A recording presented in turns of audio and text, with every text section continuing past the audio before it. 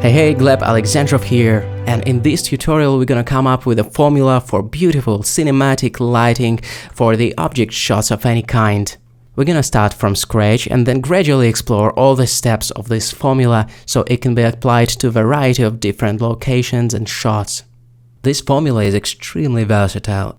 After setting it all up, its components can be mixed to your taste and adapted to the needs of the project, no matter if it's a dramatic, moody composition or an upbeat and evocative still life. To not reinvent the wheel and keep it simple, you can reuse the components of this scheme or this formula in your own work. So our subject, or rather object for demoing this lighting scheme, is gonna be this bunch of minerals. It is a nice little object that has variety of textural details and has a little bit of everything in terms of materials. It is fairly reflective, but not super reflective at the same time.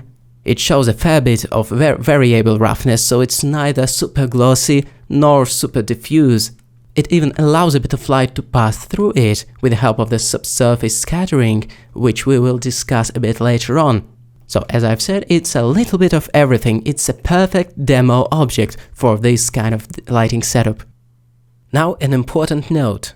Even though the subsurface scattering looks beautiful, for the purpose of the tutorial, to keep things simple, I guess, we will turn it off. So once you open that demo scene in Blender, you will find out that the subsurface is turned off, is switched off. It'll make our minerals look like they're made of clay, which is perfect for our training purposes. So let's keep moving. Okay, before actually getting our hands dirty, we should probably set our Blender up, our Cycles up, and have a look at the scene. But why do we use Cycles render engine for this lighting tutorial? First of all, it is a pure path tracing render engine, which means it's the closest we can get in Blender to the way light actually behaves in the real world.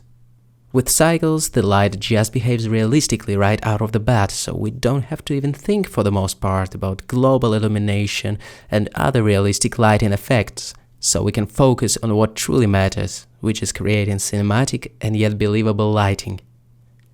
Thanks to the recent advancements in Blender, such as general speedup and denoising, ray-traced rendering became much faster than it used to be.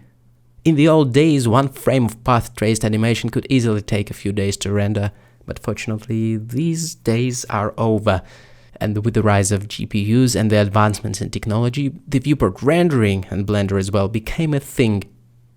In other words, we'll leave the burden of technical lighting calculations to Cycles and focus on the creative side of it.